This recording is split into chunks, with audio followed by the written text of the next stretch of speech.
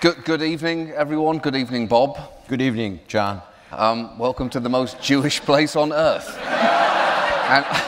And I'm very much including the Wailing Wall in that. Anybody have coupons? Never done that one. I loved this book. I Want to Marry You. Is that connected to what I just said, or in yes. general? No, separate thought. Okay.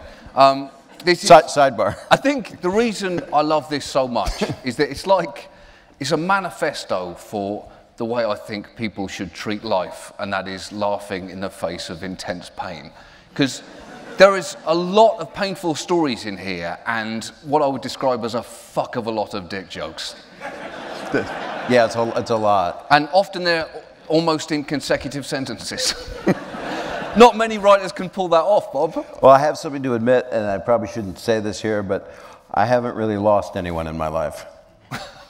No one died. So I know that's a buzzkill for the book. But I made up all the stories. No, that's not true. No, people died. No, people died. Yeah, so it's worth. Please be reassured, a huge amount of Bob's family has died. And it didn't end well. Please hold your laugh to the very end. It was with this. There's so many bits in this I love. At one point, you say at the start that of why people go into comedy. You say when you're told not to do something, unfortunately, some of us, that is exactly then what you want to do. Yeah. Were you like that as a kid then? That someone would say, "Bob, don't do that." No. Why would you say that? See, I was trying to. How great would it be if I just tanked on everything I said? Please respond not to that. Yeah, I had a problem. I had a controlling mother, and I was told what to do a lot. So I just rebelled. I rebelled against teachers. Everybody does, though. It's a teenage thing that you do. Mine was pre-pubes, though, that I rebelled. I had no pubes. Pre-pube rebellion. That's the really committed rebellion. Right. Anyone can rebel with pubes. And I hated my pubes once they started to come in. So I'd pull them out of anger, you know? What? She loves me, she loves me not. And then I'd stick a daisy in my pee hole. Sorry, right? I don't know, sorry. Even this book is like filth jazz. It's like you'll talk about some of the most painful things in your life, but you'll always return to the central theme of your genitalia. It's where it starts. Not mine. It's where life starts. It does. Life starts from the wiener. That's a fact. I'm not challenging you on that. That's just a fact. I think that's where it is. I mean, no, you can do it in a lab now. You can fuck somebody in a lab. that's it. But yeah, this has a really impressively high dick joke count. I think this is the most dick jokes I've ever read in an autobiography since Madeleine Albright's Madam Secretary. I may have misread that book. Yeah, I gave myself a challenge. Because you even describe your writing. I've never read a book where someone so lyrically describes the context of them with the writing on a laptop and the laptop warming their balls and penis. It actually happened. And I didn't change laptops. At first, I took that laptop back because it did make a grumbling, because the hard drive, it grinds. You think it's eating you. It's actually eating your balls. I mean, I went a little nuts, and I went to the Apple store and I bought a plasma one, but they're very light, and there was no heat on my crotch. And I said, this book's not going to work. Yeah. This is true, and I took it back to the store and I said, I'm writing a book, and this doesn't heat my balls. And so I finished it I didn't finish it, but I finished the book on the original laptop. I even took a picture smoking a cigar with my trees in the background. That's from the original laptop, and then I did get rid of it. I have a new one, and then I actually just put a heater. I put a warming pad on my balls because the laptop's not hot, but my balls have to be hot. I realized as a writer, that's what I learned about myself, because you learn your tools. Shakespeare used to write next to an open fire, lunging in. That would be, or at a fire pit. That's right. And sometimes I've always needed to take giant alligator clamps that you would put on cables. Please, someone talk. But you know... On my balls. But you talk... I have ball waiting. Let's... That's a pun. Those aren't good. And I do them in that. And again, and that's what I got fucked up with the video show, because that was what you do at 7 o'clock. You do puns, but you can't add your penis to it. So a pun without a penis... Now, you were on the Today... You were on the Today Show and The View this morning. How do you have this conversation in that arena? It's code. You have to talk in code. And when I was 50, Matt Lauer I was 51 and he was 50 or something, and he wanted me to come on to talk about colonoscopies because he was concerned about it, so I gave him one. And he deserves one. That man deserves a rigorous colonoscopy. He takes it. And he had Mark Cuban on, who actually owns Matt Lauer's asshole, and the skater Scott Hamilton, who skated inside. No, you can't really do that. You can't skate in a butthole. Skate around a butthole. You can skate around, and you can pirouette upon it. You could Peggy Fleming it. Yeah, so I was on this morning, and Matt was open to talking about colonoscopies. I did a bunch of butthole jokes, and I wanted to talk to him today for this book, and it was kind of nice. Came kind of full circle, jerk.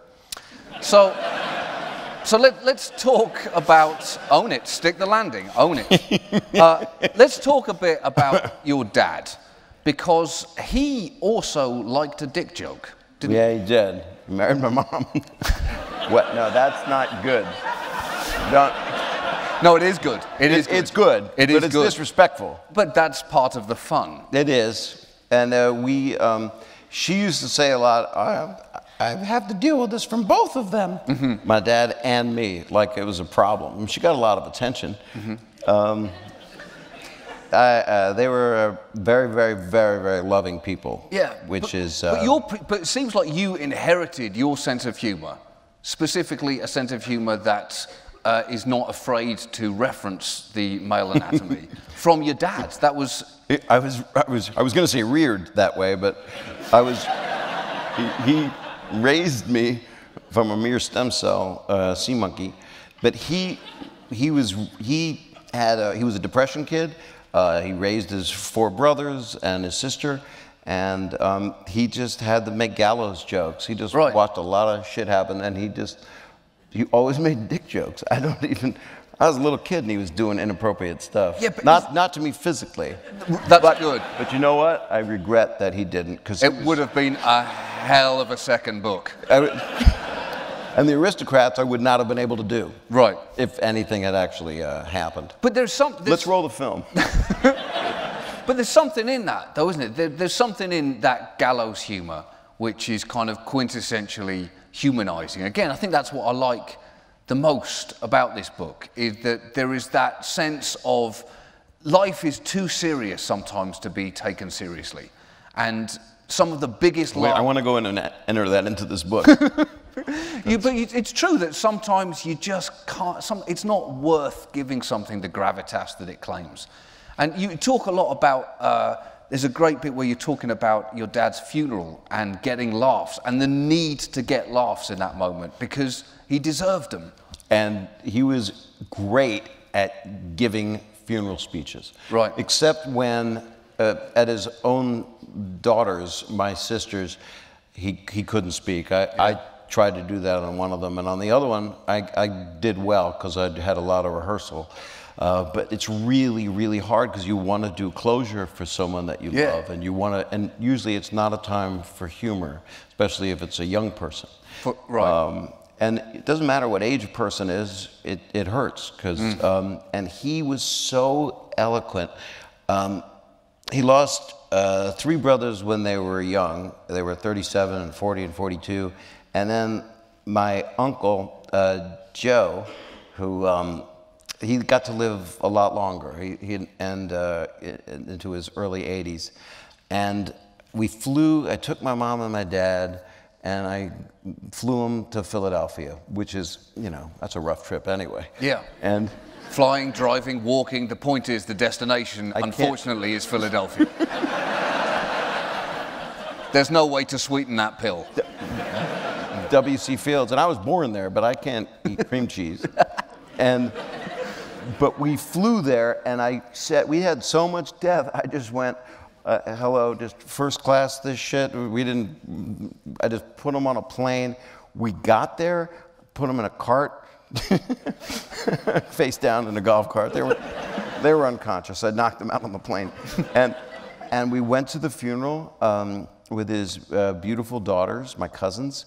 And I helped my dad stay up at the Four Seasons in Philly. He couldn't go to bed. He was burying his last brother.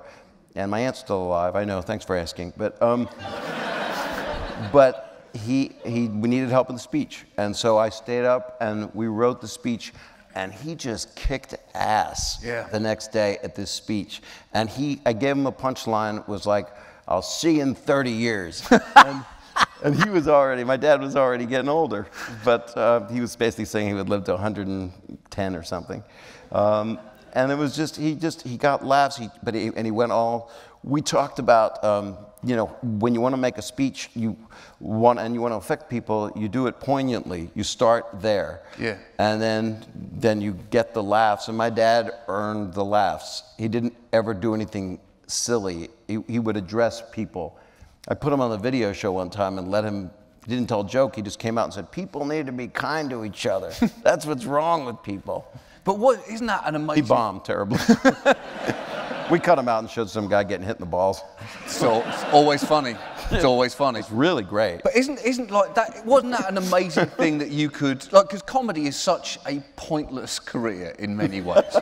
It's such a luxurious waste of a life. It doesn't, you're not helping anybody? But at that moment you were actually, that's some tangible assistance. You could use your skills for once for something, and that is to help your dad tell a joke that people needed to hear. Right, but he didn't need the joke. He could have done it without it. Right. And just had some deli or something. But comedians do help people if they're giving them money. Right. That's when they can actually help. Yeah. Picking up something that they dropped, reaching for something from a high shelf. Not saying, why doesn't anybody love me? Laugh, please, fill the hole. Boy, this is basically, boy, I had a rough time. That's like, who really, gives a shit? But people really have a rough time. The thing I liked about that story about wanting to make people laugh at your dad's funeral because he'd found life funny, and so it seemed weird not to say goodbye to him with laughter. That really struck home for me. Is your father alive? He is, but his dad, my granddad, was a really funny man in the same way. He kind of taught me how to misbehave, and you know, he would like teach me how to bang my fists on the table and demand food. And I remember. Did he teach you how to beat women? Pretty much, right. Yeah. But that was always with an open hand, he said. Right. He said never that. Never. That's a thug. This is wrong. That's right. A gentleman's thwack. Right. Or if you're accidentally just giving directions. Yeah. But right. I think the best laughs I've ever got were I was going to help my dad bury his dad, and I said in a yard. In a yard, that's right. Just because he didn't want to do it, and my dad had just killed him, and they needed plausible deniability. Really. But there was something about the pressure of that moment. Again, my dad was too close to it. He didn't want to do it. But my granddad was an incredibly funny man, and so I just told some funny stories. And the frustrating thing was, I don't know if you can relate to this. In that moment, I started to do really well in the room, and the room is a grieving family, and I could feel this instinct in me of going, I'm going long. Fuck this priest. This guy's just going to bring him down. And the last thing I remember from that funeral is looking out at my mom, just slowly shaking her head and going, got a red light. This is not about you. It's about the guy in the box. How long did you do? I did about 7, a tight 7. That's short. That's right. When my father, when he passed away, I did about 20 minutes, which is way too long. My mother, I did about 8, and it was pretty good. But have you? I actually took her out of the box and put her in a chair just so people could see. Because I like to have someone to address. So But do you find? Sorry, I'm really sorry. I hope that doesn't offend anybody. But do you find that not just you, but your whole family have that humor has got you through the worst times? Yes, and that's the thing. That's the spine of the book. That is is the crooked spine of this whole book. It is. My book has scoliosis. But survival is. I mean, we were talking for a moment backstage. No, we weren't. But but life is beautiful is a thing that Right. I mean, if you're in that, how do you find humor in that? Because you have to. You do. So and I like to be there. It's weird. I kind of find myself good at funerals, which is an odd gift. That's probably the best thing that I contribute. That's not jokes. It's nice to watch people that I love and make laugh. I laugh when you go to the bathroom. No, I laugh when you on my desk. Right. We have to go to commercial. That is when Twix would really want to go to commercial. I laugh when you shit on my desk. Twix. It looks a little bit. Snickers. Little bit. It's just I was the officiator of Rodney Dangerfield's funeral. Oh yeah. And so that's a lot of pressure. It was, but anyway, I got heckled a little bit. A couple people heckled me because it was all comedians, and it was 3 hours. It was a very long time. It was a really interesting thing too, because I felt a pride in it, because he wasn't a very religious person, and he wasn't a very spiritual person, and it's an odd thing. It's almost a minister kind of thing. I mean, Sam Kinison, who was a friend of mine, was a minister, and then had so many devils because he was conflicted that he did that, and he had he had the tent show. He would just They had faith healing. They did faith healing for people. Well, there's another great quote you've in here. So it sucks when funny people die. It sucks when unfunny people die too, but not as much. And I think that's probably true. Like, it feels like more of a loss. Like when comedians die, I don't know, it's probably because I know some of them, but it hurts more. John Panette just died. Yeah, right, Panette. Or Geraldo, his death kind of hurt more than you thought it would, because you feel like you're losing a lot more than just the man. Yep. I felt like, and I was just like becoming, and this is in the book, I was actually just becoming friends with him. We shouldn't get too close, because apparently yeah, you basically got the kind of Black Widow technique. I don't understand it. George Carlin and I were supposed to go to lunch. Right. That didn't happen. Let's do lunch. Yeah. No, that's not good. I think the funniest funeral I've ever been to, and I know that sounds ridiculous, was that there's a British version of Rodney Dangerfield, this guy called Malcolm Hardy, and he drowned. It was very sad. It was inevitable in a way, because we'd held his head. No, it's not. But it was the same kind of thing. Everyone was crying in there, but he was such a funny, rebellious man, and the priest didn't know quite how to handle it, because Malcolm was not a fan of the Lord in any of his or her forms. And he was really good at just like opening up the funeral to the floor, and just comedians came up, took the piss out of Malcolm while he was in a wooden box. The priest at one point was sitting on Malcolm's coffin, and then the music that the priest played at the end, as they were picking up Malcolm's coffin, and people were starting to cry, and the reality of it, all of a sudden the jokes fall away and it gets sad. The music he played was Elvis Presley's Return to Sender. And it was amazing, because it was the first time I witnessed people sobbing, and that sobbing turning to hysterical laughter, and I thought, that's a pretty good way to go out. That's a high bar to set for a fucking funeral now. And it's also kind of him being spiritual as a joke. Right. Because a lot of people think that it's just over when you die immediately. Yeah. A lot of comedians do. I know a lot of people that don't believe in God that are comedians, which is fascinating to me. People get very delicate, though, about serious situations, thinking that they should be treated seriously. Because you also write in here about going down to Walter Reed, And whenever you go down to Walter Reed, those are people those are tough men and women. Walter Reed is the medical hospital for returning soldiers, and they want to laugh. Whenever I go down there, all they want to do is they want to go in there and start taking the piss out of them, because they just want to laugh. Yeah. And if anyone deserves to laugh, it's those crazy people. Yeah. There's a story in here. There was a gentleman that I met, and he had no legs, and I got a problem with you, Bob. And I was Walter Reed, and I went, well, what is it? He goes, my kid. He was 8, and he was in the house, and you came on HBO, and I trusted you, and.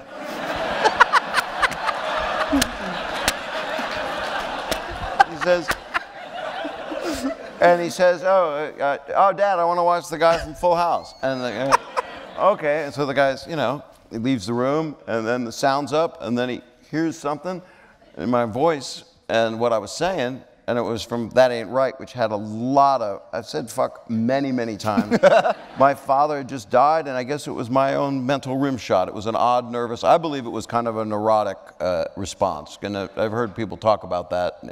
I think Louis talked about it, that you say fuck sometimes, and I don't use it as much. But, but it was, he said, what are you watching? And it was, it was just fuck that shit, don't fuck in the kitten.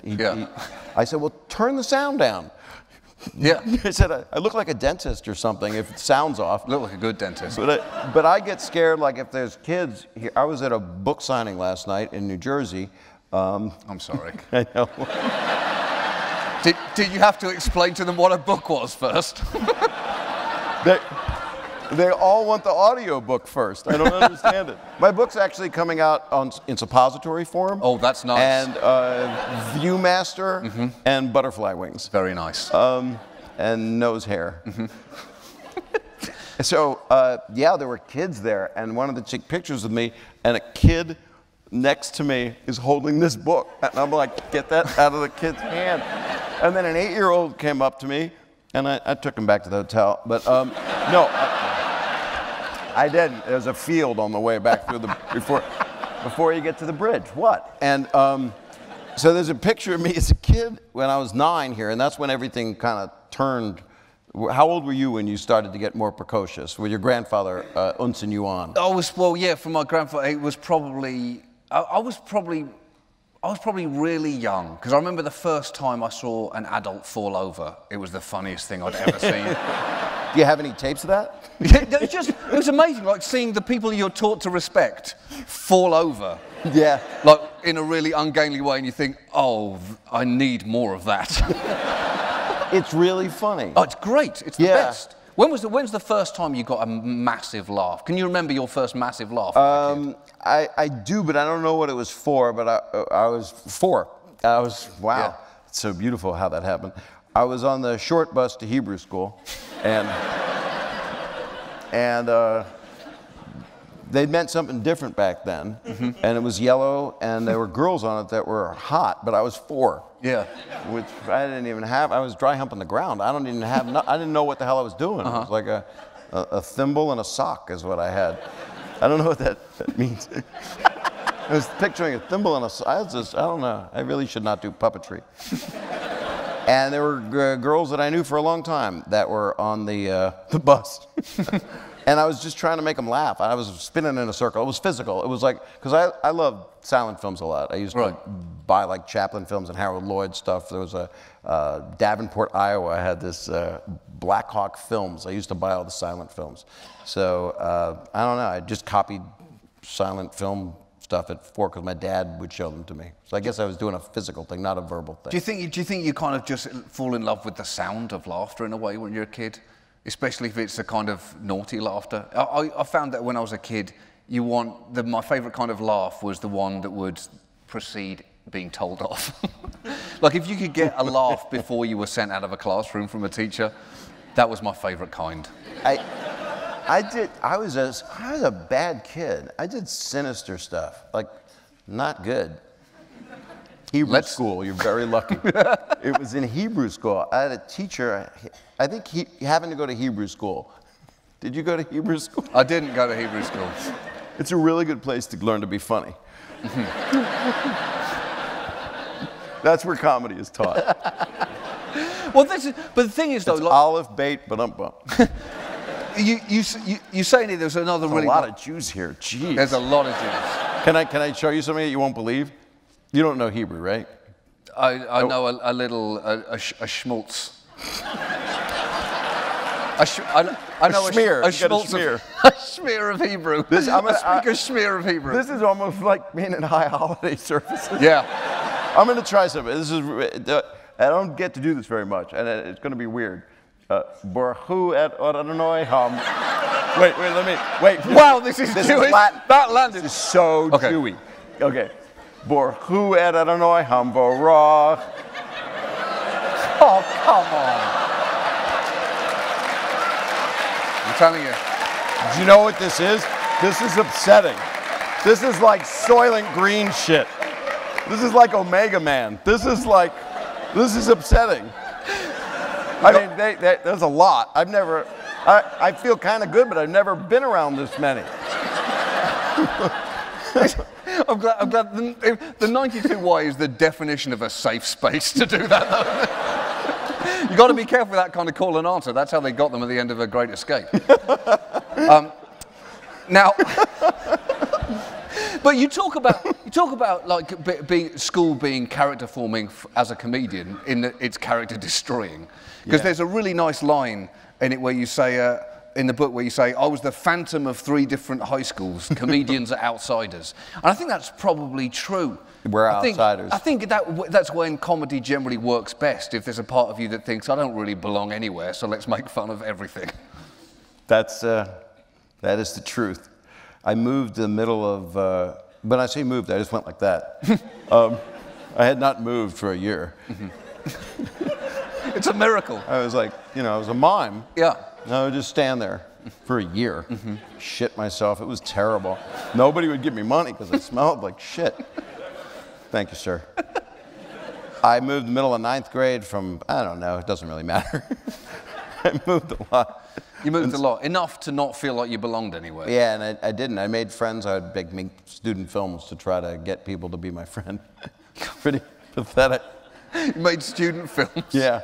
I would sell pants out of my trunk, too. No, I didn't. Anybody want to buy steaks?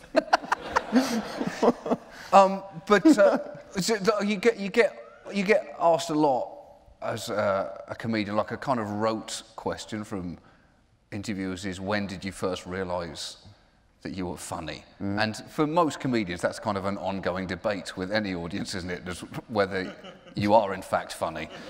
Was there a moment where you realized that could be a power that you could have? Yeah, it was because I was very shy and then very outgoing. Right. So I was both. Yeah, that's the classic recipe for a comedian: narcissistic, insecure, and arrogant. It is interesting. I wish I feel like I always held myself back with this stupid arrogance that I didn't, and I worked hard on it to face reality. Right. Because if you're snooty, it's like, what the hell are you even doing? Because it's a trick. It's kind of something I learned that from my life that I never knew, that dating girls, if that's what you want to do as a guy, that the secret to it, which is the same as all business people or showbiz people, is just turn away. And you can walk away from somebody and you win. And I didn't know that. Right. I didn't know that till like a year ago. Right. So like I could have gotten laid at 15. I didn't know that you just go, I don't want you, and then people get drawn. Right. Comics are weird because it's the opposite. It's so needy. Please pay attention to me. Please. Were you like that? Were you screaming for attention? I think I was probably the definition of insufferable as a child.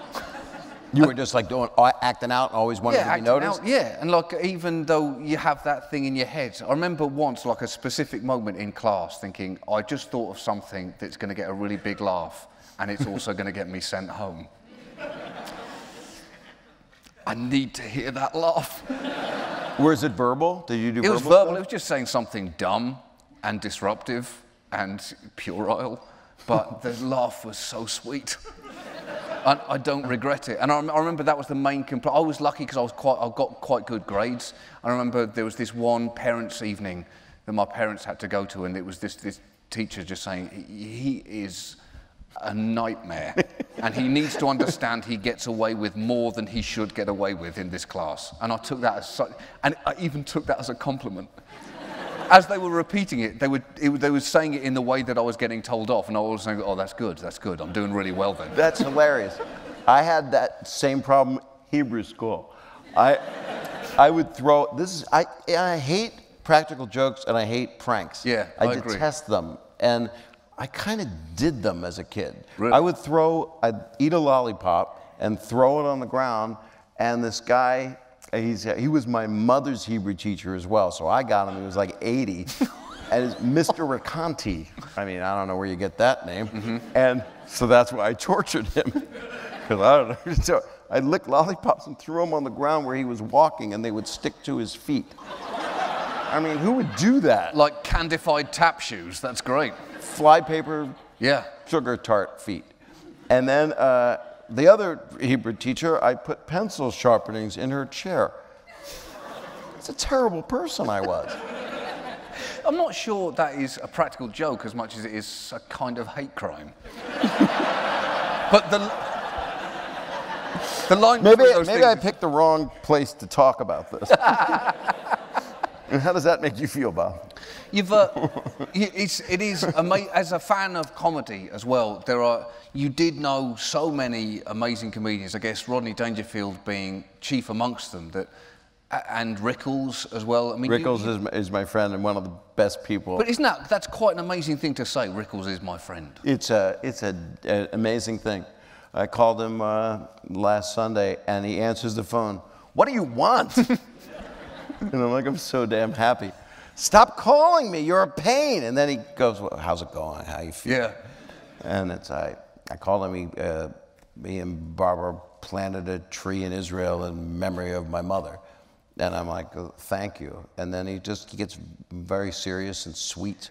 But then he'll grab me, I'll be in a restaurant, I put this in there, and I hadn't seen him for a long time. I became more friendly with him through John Stamos. There, I said the name. Mm-hmm. So I'm not sure what the spread was. It's 8:55. For anyone who had 8:55, Stamos was 8:55. It's unbelievable, right? You know, I'm in a program. I say his name and you can hear ovulation. And I go, I love Don. He goes, I introduced you to him. I'm like, okay, back off, Jesse. But I would see Don, and he would just grab me by the head. I've told this thing before, but it's one of his moves. He grabs you by the head and whispers in your ear, very, very Godfather-like, I don't miss you at all. Yeah. So you're just alone with him. And then he slaps you in the face. It's amazing how supportive the comedy community can appear when actually be when it seems to everyone else they're being outright abusive. They're very sweet people in a weird way because they are outsiders, and there aren't a lot of us. It seems like there are because a lot of people go, I'm a comedian, and that's cool because it's an amazing thing to do. But when it comes down to it, I mean, I look at hundreds of people that I go, wow, but there's thousands. I mean, there's a lot. There's a lot of comedy festivals, and I go, oh, is she good? Is he good? Yeah. But it's a strange, as I get older, I mean, I go, oh, there's Louis Black and there's Tracy, and it's like, he's coming here, right? He is, yeah. Oh, no. I'm going to give you an abortion. It's like, okay, I'm good. Come on. I actually told this story in an article in Manhattan Magazine for my friend Karen's friend, and Karen Zucker, who's a good friend of mine. And I was here to promote this thing I'd done called Farce of the Penguins, and Tracy was a voice in it, and Louis was in it, and a bunch of comedians. And so we had a session downtown here, and I got out of the studio with him late, and it was an SUV that he's driving, and he goes, get in the car, I'll drive you, Bobby. And so I said, well, just take me out and stand at the W, Union Square. Great move. And he goes, not to put it down, I mean, then if someone works there, I really like it. But, but then I said, will you drop me off? He goes, oh, we're not going home, Bobby. It's summer, the girls are out with their titties. I'm like, what? I want to go home. Rolls the window down, yo, baby. What are you doing, mama? I'm like, Tracy, come on, relax. I got stuck. I saw him terrify a woman. We were doing a gig in Vegas, and we were going down the service elevator, and it's the only time this has ever happened. It was me, Tracy, and one of the cleaners, and she didn't speak great English. And I've never had this happen before. The power went out, yeah, and the elevator dropped about 2 inches, but in that 2 inches, it just felt like death. It felt like, oh, this is we plummet now to the floor, and this. She screamed and she started crying and she was just devastated. I was trying to console her. And Tracy, his way of consoling her was to say, don't worry, baby, I'll eat you first. And that didn't help. That did not help. But that was his reaction in an actual crisis. Yeah, in a crisis. So the floor dropped out. That's right. Like a real thing. That's right. The 2 inches drop. She thinks she died. I think I'm dead, but I have responsibility, and he thinks I've got a joke. And it speaks to everything you say in this book. And he was right, because that joke landed, and I will never, ever forget it. And it took you out of the horror. It took, yeah. Because you couldn't believe he said that. I couldn't believe it. I was laughing so hard, and that freaked her out even more. Because you were okay with him eating you second. Oh, I'm going to get through her to get to you. I wanted to read it. There's one of the most pointless paragraphs, I think. Just open it anywhere. In the English language, I laughed so hard. I so rarely laugh out loud at books. No one does. You don't laugh out loud at a book. You got mentally the check, right? Yeah, okay. But when you're reading, you kind of normally go mentally, oh, that's funny, that's funny, that's funny. This, I'm not sure. That's true. Yeah, I'm not sure the English language has ever been so gloriously wasted as it has. Listen to this. This is an entire paragraph. Stupid. Yeah. When you're out late at a bar, and especially when you drink and drive, it doesn't end up well. Occasionally, at the end of the tunnel, is a cop just waiting to take you in. A cop took me in once into his car, and I had to let him have his way with me so I didn't have to take the breathalyzer. Another officer actually painted his penis to look like a breathalyzer to fake me out. He told me I had 5%, just the tip. For clarity, everything after the word cop did not happen. When you look up the word why, you may find this paragraph. That is so funny and so pointless. I need to maybe find some points. You have. Like I would be nice, I think, because I love stand-up. There's something about it. You take the mic out of the stand, and it's just this thing where it's so comfortable. It's odd. I'm more comfortable sometimes there than anywhere else, which is because this is a person or a relationship, and that's what writing is a very intimate thing, which I loved. And it's hard to do apparently. It was a year and a half of you know, like a couple 48-hour days, because they say you're supposed to write. Oh, Bob, will you? And HarperCollins and It Books and my friend Mark Chait, the editor. All right, this isn't Oprah, Bob. Mark is getting everybody a new car. But it was interesting because they said, well, you'll write 4 hours a day. I said, I can do that. You know, just disciplined. You're a very disciplined writer. I would imagine you write. Only because I have to. If I didn't have actual deadlines, I'd do nothing. That was helpful on this. But then I didn't. But the first month I was like writing, but it wasn't 4 hours a day. And then the second month I went, okay, I'm writing, but you have to write thousands of words a day to really get a book done and then rewrite it. So I didn't write this book. This book, my mother actually wrote it. What? But she likes deadlines. You're wrong. You're wrong. What? You're wrong. You are wrong to react like that. How dare you? How could you? It's amazing when the way you talk about having comfort in stand-up, which is most people's idea of the most uncomfortable physical and emotional thing to do. I remember. How old were you when you first did it? I did it at. We don't even need to. We don't need now. to. We don't. No. I did stand up at 19, and I realised that was it. It was like what I imagined taking heroin for the first time. It's like, because especially in like doing stand-up, like with heroin, if you get addicted to it, it might all end behind a bus station. It's not nothing. There's no necessarily good ending to doing stand-up. There isn't, and the people that you're surrounded by with it do take heroin and are alcoholics, and you drift into this, Pleasure Island, Pinocchio, weird world, and it's kind of romantic and wonderful. Like it is, but isn't it weird how you romanticize places that are objectively disgusting? They're terrible. They smell like balls. Yeah, that's right. Comedy clubs. Febreze is a relief at this point. Right. Comedy clubs are some of the most physically unpleasant places on earth. It's unbelievable. Sticky carpets, and yet there's nowhere I feel more at home than in Do you have a sticky carpet at home? I do. I do, because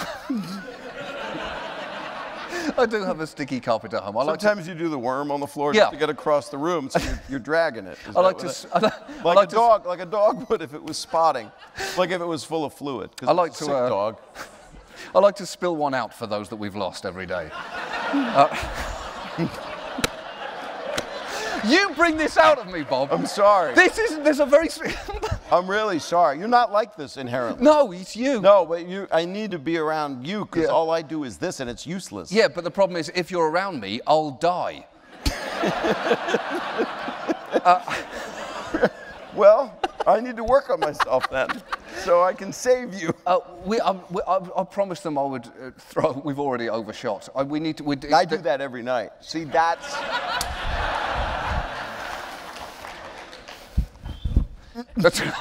Wow, there's nothing worse than one whistle. It's worse than none at all. Yeah, or just one hand.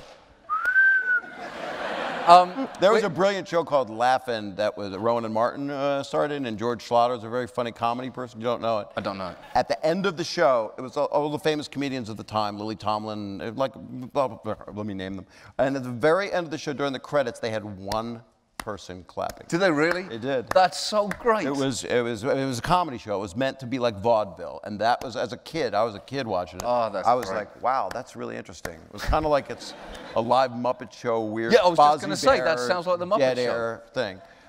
A friend of mine was just in the Muppet movie, and her husband used to be a writer of The Daily Show, and he met Fozzie, and he said he had to fight tears. And this is like in between shooting, so the guy is there, and he started talking. He said that Fozzie said, "Oh, nice to meet you," and he was kind of choking his way through saying, "Fozzie, if it wasn't for you, I don't know if I'd be a comedy writer. You gave me some of the biggest laughs I had as a kid, and it got me through difficult times, and I just want to say thank you." And this guy's underneath going, "Oh shit! Oh shit!" Pretty awesome.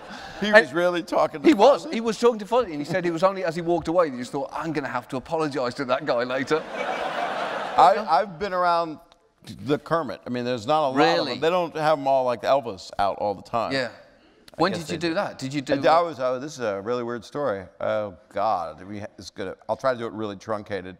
Ray Romano was supposed to do a cruise. I would never do a cruise, but they called and said, do you want to go tomorrow on a cruise? And they would fly me to Mazatlan, and then I would leave 6 hours later out of Cabo. I'd be on the cruise for the length of 2 shows to fill in for Ray Romano. It sounds like they were asking you to be a drug mule, Bob. I actually did. I stuffed a lot of cocaine in my butthole. And they don't check that when you tell them that you like it. So I got there, and this is a weirdly true story. It was a Disney cruise. What? They asked me what? Ray Romano. I said, I can do this. And I did 2 45-minute shows. What? Yes. And it was not, I don't know when it was, 12 years ago or something. And I get on the boat, and they're all like frightened that I'm going to do something.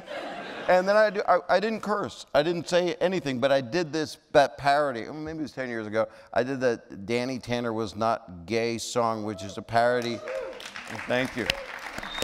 It's a parody of the highest form of, you know, of the Backstreet Boys. I Want It That Way. And Danny Tanner was the thing. So a couple of gay gentlemen were offended, and so they reported me after the first show. Who? The captain? The captain, the guy, Love Boat, Gavin McLeod, and I was taken in the back and raped. But that's where I was raped.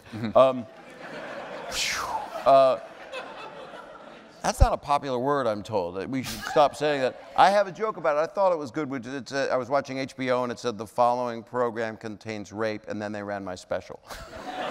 Which is a self-deprecating. By the way, I can't wait to watch. Just a great segment for your new show.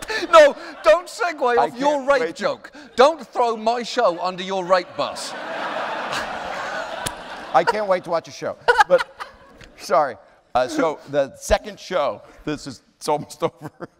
Second show, I failed to tell you I was working with Kermit. It was the guy that does Kermit. Wow. And there was a power failure. Not the same as Tracy Morgan in the elevator. Yeah. But the power went out, and it was a room this big on a ship. And I'm next to Kermit, and he's at the piano, and there's no power, and it's a guy with Kermit in the dark. And we had no mics. And I go, "How's it going, Kermit?" He's like, "Oh, it's going good, Bob." I'm like, "Yeah, we're in the dark." "Yeah, Bob, this is something." And then we sang something. I can't remember what I don't know. And it was literally like, "Hey, stupid bear." You know, you expected people. Yeah. And there was a balcony. And then the lights came on. And then it was a nightmare. And then I got back. Because I'm here tonight. There we go. Well, I cannot tell you how much I love this book. It was awesome, Bob. It's really funny, and it's really sad, and those two things together are my favorite things. You want to go out? No, because you have the death touch. So I think we're taking questions from the floor now, I believe. Or Bob is. Bob's taking questions from the floor. There's a mic over there. Talk. How does this work? Is this formal, or is this a riot?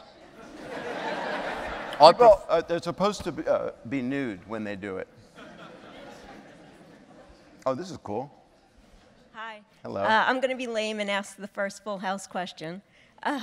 Recently in an interview, you said that you had an issue with the Danny and Vicki relationship, and I was just wondering if you could explain that? With the Danny And Vicki? Yeah. Yeah, I don't think Danny should have been with a woman.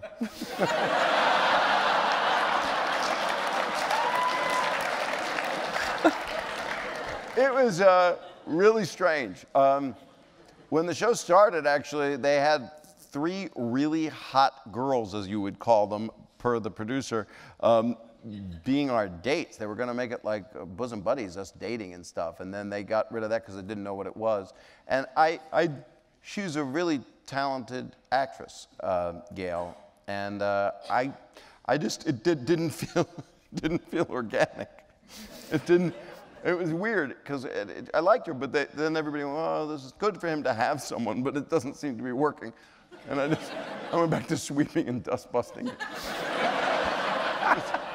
Felix Unger met Peter Allen. It was a lovely character. I'm sorry? Danny and Vicki, who would now be known as Dickie. Wait, maybe I'll turn it on. Oh. Try it now.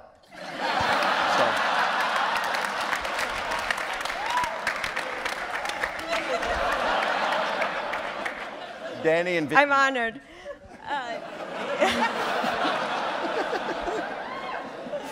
Keep the windscreen on.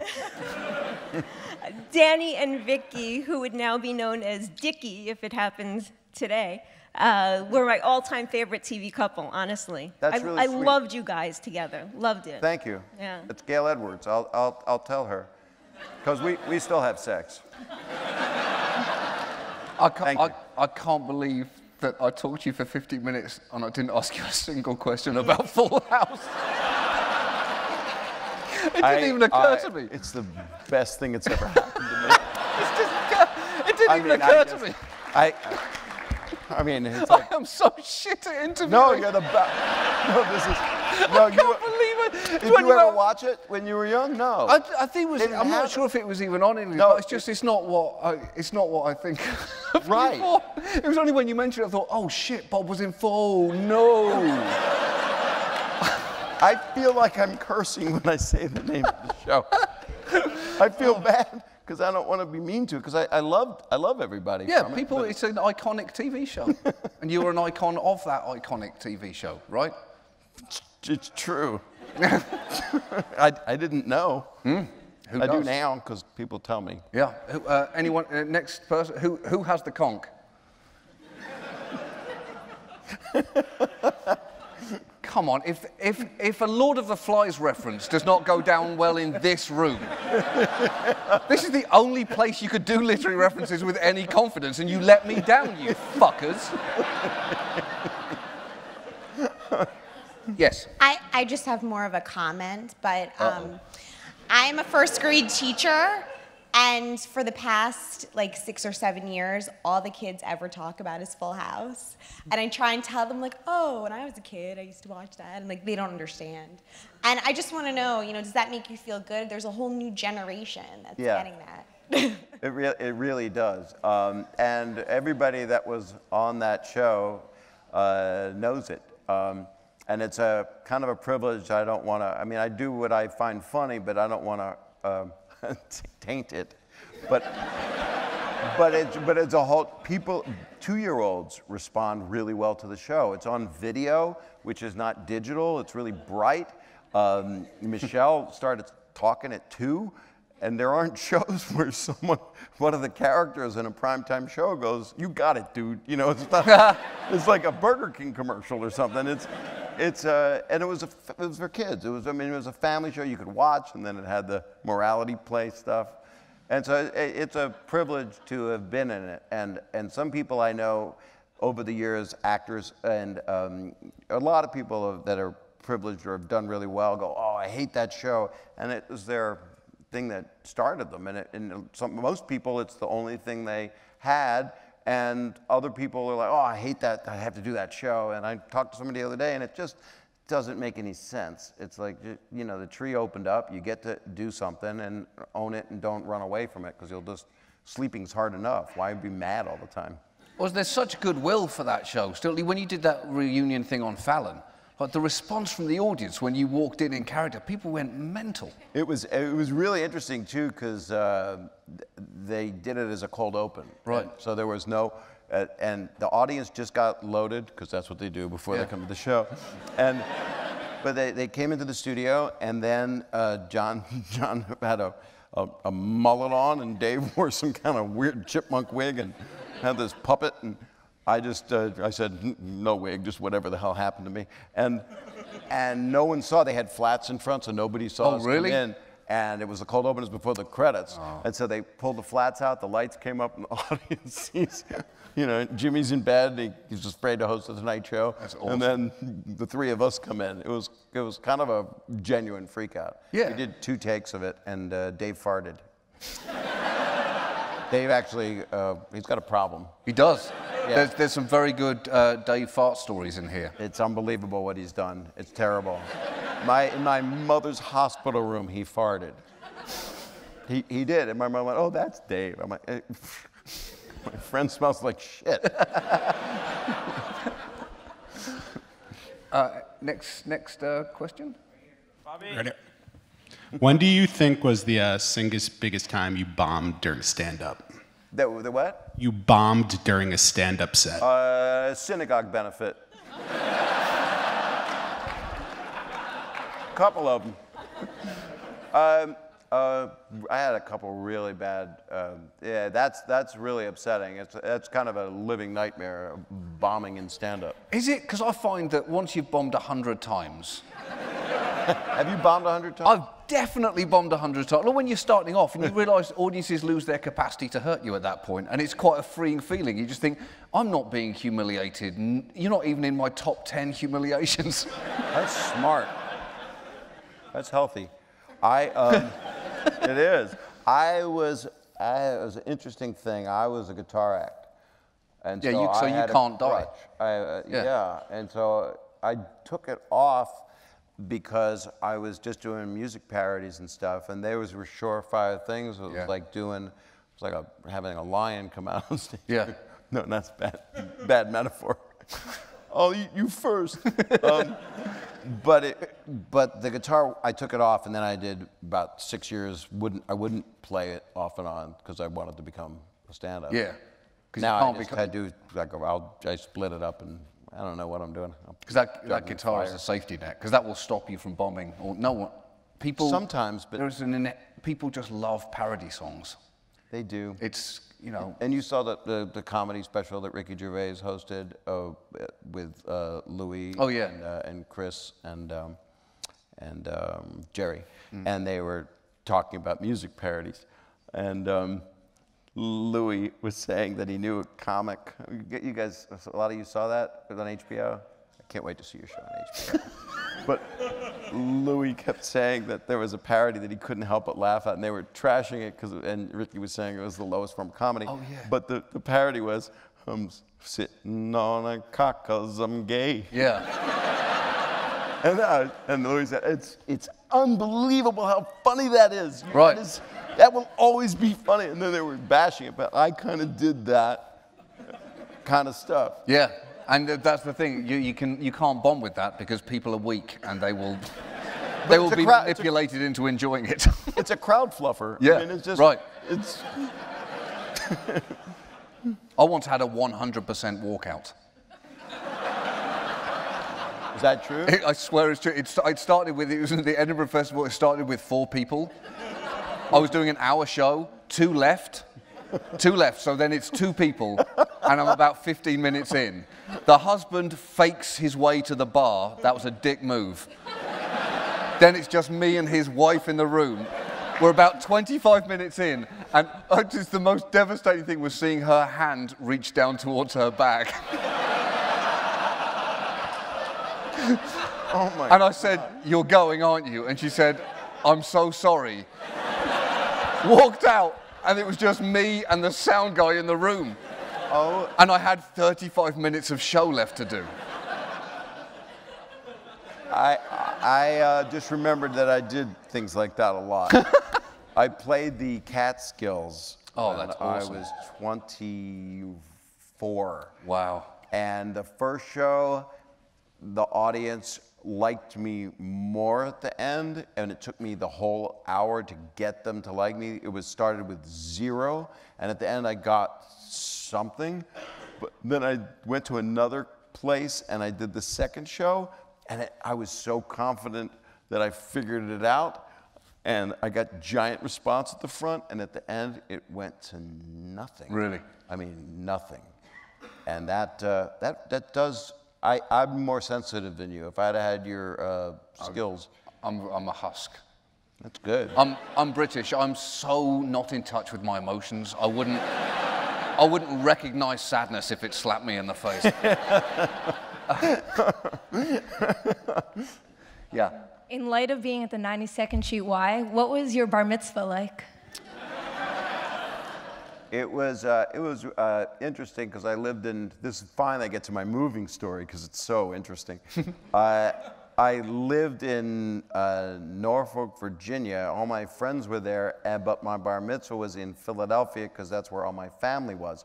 So I didn't have one friend at my bar mitzvah. Oh, that's awesome. Look how much. That's awesome. Isn't that great? Did you hear the response? That's why you're so funny. You got the ingredients. Not one friend, but I loved my family. But I was like, if there's a picture of me in the book feeding my parents cake, and it's like, yeah.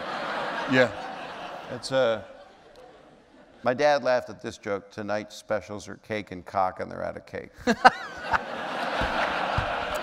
Kind of like a parody. That's awesome. That's great.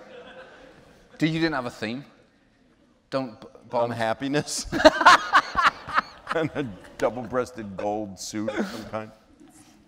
Yeah, next question. So, Bob, have you actually sucked dick for coke? You're very bold. You understand that? Yeah, of yes. course, yeah. I get Sometimes that. if people I don't do understand that reference, it can be upsetting for people. No. Yeah. No, I've not done one of those things.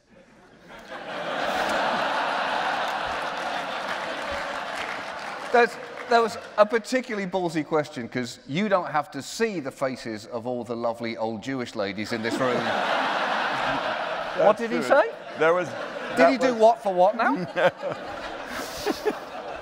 I would explain it, but it's in the book. Yeah, next question. Hi guys, I have a comment and a question. John, I work on the same floor as you. You haven't noticed, but the elevator furthest down to your right gets stuck about once a week. Okay. So if you guys want to get on that, we can recreate Thank you very much. the Tracy story.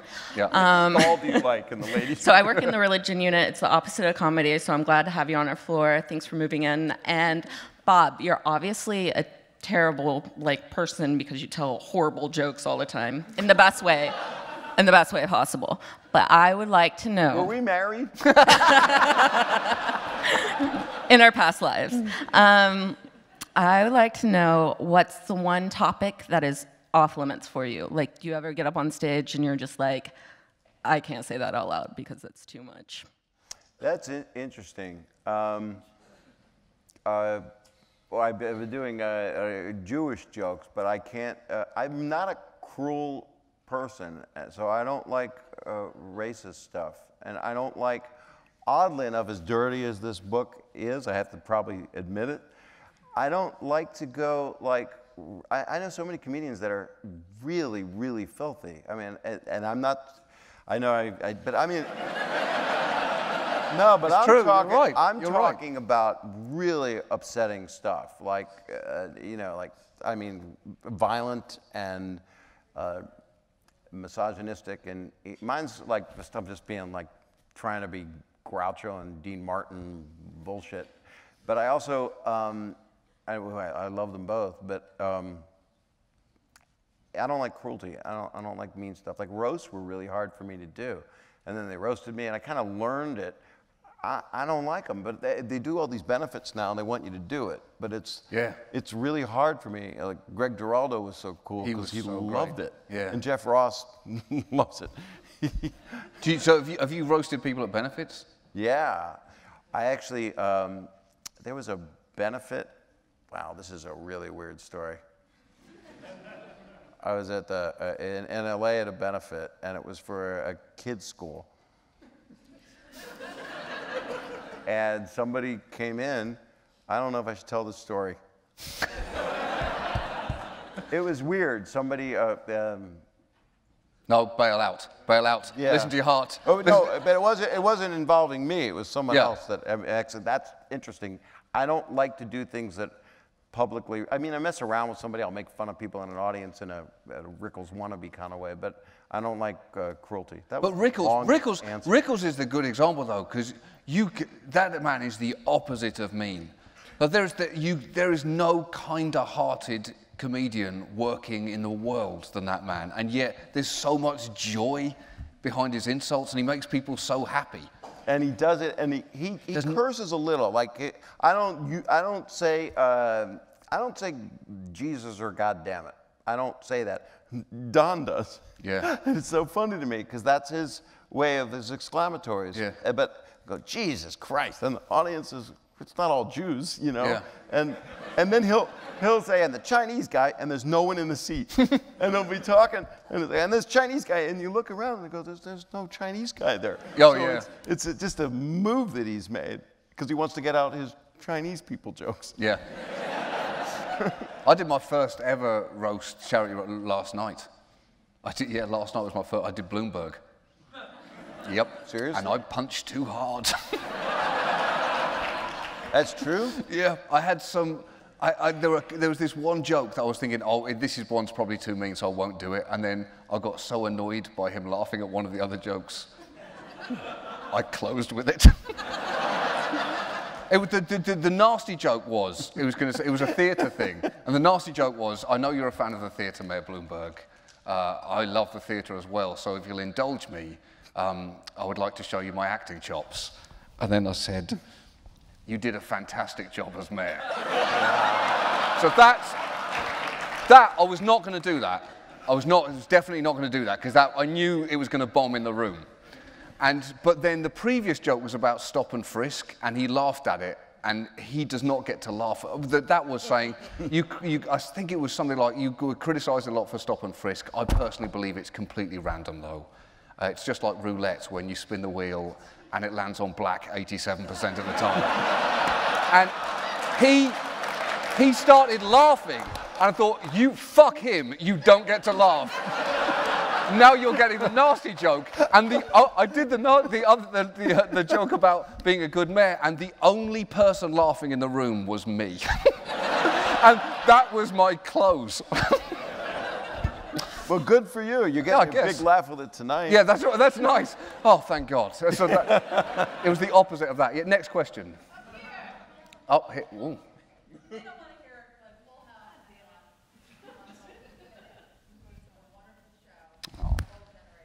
Thank you. It really was, and it is. It's still being viewed, I think, by loads of kids every night on Channel 6. How did you get involved in Full House? Some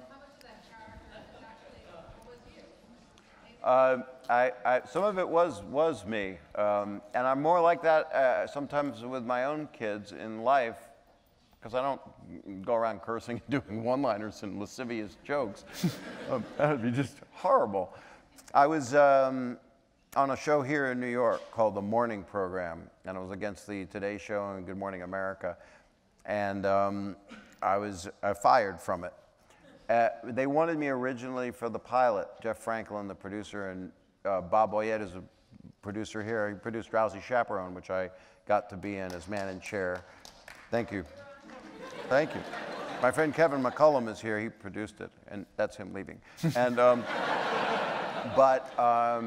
I became available because I got fired from this CBS show, and they actually unhired an actor that was in the pilot and reshot the pilot. And it was a really interesting thing, and I loved doing the pilot. And then I got off the plane. Yep. Yes, the joke stands. The joke stands. And then we got picked up and by the co-pilot. and then it lasted. It was really hard to keep it on the air, but it didn't do well for a while. It was on Tuesdays. Sorry, there was something from up. Oh. Up top? So I've been having wet dreams about DJ for around 20 years now. What did he say? I'm having wet dreams about DJ? Oh, you can't. And she's not that hot. Where are you? Who's DJ? Oh. Can you please help me out? Yeah, she's married to a hockey player. He'll beat the living shit out of you. And even one of his sons can beat the shit out of you. I'm glad that you like her. I'm happy for you. Please stop watching. Who's DJ? Candace Cameron Bure was my oldest TV daughter. Oh, right, okay. Because you know Full House, you're gonna... It was made for you. Yes. Oh, yeah. Sorry. Yeah, this is just really a basic question.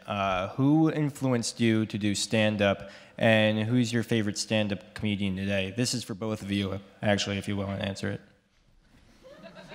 I've been getting asked that, and it's a hard thing. I guess Groucho made me laugh a lot, and I watched all comedians. My dad loved Jack Benny.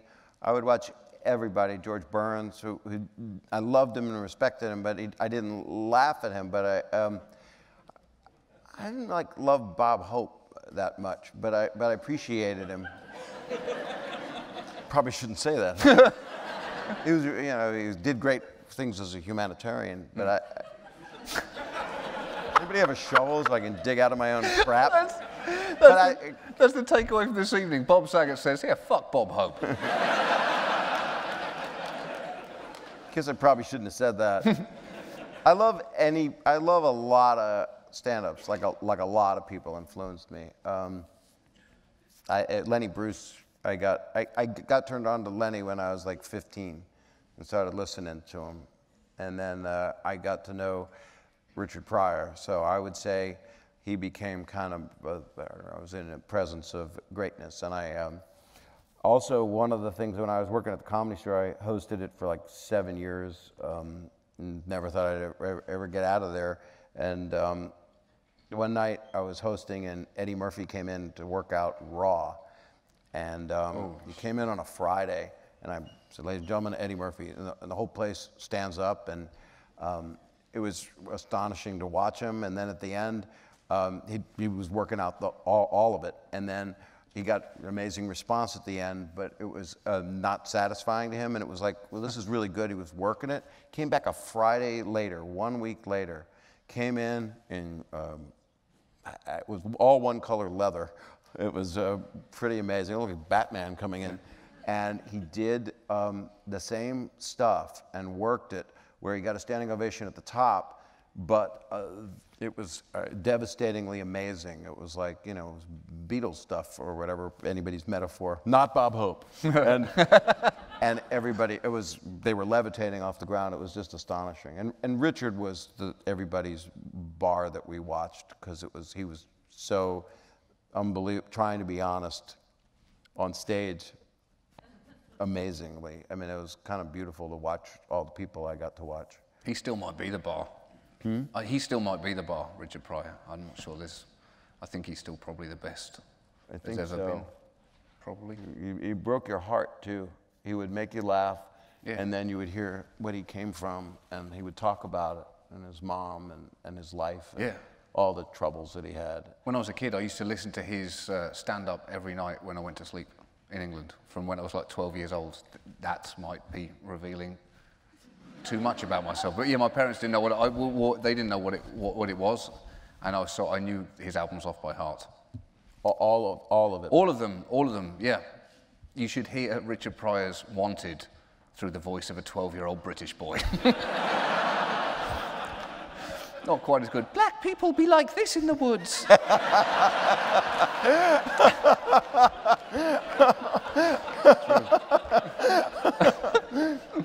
Yeah. He was the best. I got bumped. Hey, Bob? Oh, sorry. Up top. I'm glad you spoke. Where are you? Right here. Up top. This is a DJ, wherever the hell you are. Where are you? This is a two-part question, Bob. Yes, one, did you ever go out on a double date with Dave Coulier and Alanis Morissette? Not a double date, but I was in their presence. I'm glad the mic died. Your funniest dating experience? My funniest what? Dating experience. Funniest. Funniest dating experience. God, there's so many bad things that I did. They're not dirty, just awkward. I can't really remember right now, but a lot of them were not good. I'm not a good dater. That'd be great for your dating profile. Look, this is not going to be good. Right? The women are all going to walk out. This is going to be that show you did. What happened to that couple? Do you think they needed to have sex with each other? Is that I think so. I mean, they I left think a that's long what it was. time ago. They were getting a little frisky during some of your answers, and so I think it was just, listen, let's go, and I can't follow that through. I've just seen their faces in my mind. And they were not like 20. They were a little bit older than that. They were older than 20 to the power of 5. So it's possibly because of watching us the first time she's been wet in like 50 years. Oh, God. One last question. Don't think about that. One last question, and then there is going to be a book signing. Bob is going to be signing books. And his you and get others. on a very fast car out of here, please. I feel bad it went so long, but it's really fun. This was really fun. Thank you. Over there. Oh, hello. If you could give your best advice for life in one sentence, what would it be? Your best advice for life in one sentence. Somebody asked me this today, and I just quoted Rodney Dangerfield's advice to me, which was just go like a tank. Right. He said people try to stop you. People don't want you to do what you want to do. They try to push you out of the way, and It just that because we're in comedy mode, that's what I'm thinking of. Besides, be kind to people and. It's true. But go forward. That was his thing. Go forward and don't put blinders on, but just stay strong. He was 59 when he got in Caddyshack. Right. He had hard times. Yeah. So go like a tank, I guess. Yeah. Bob, it was so great to talk to you. I'm honored that you did I love this. It. John Oliver Shush. deserves a giant round of applause. Shush. Stop it. Stop it.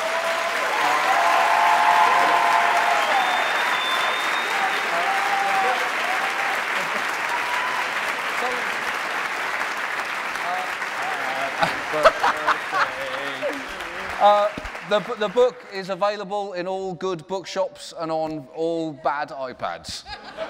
Bob Saget, ladies and gentlemen, Bob Saget. Thank you. All right, mate. Wait. Thank you. I'll see you later.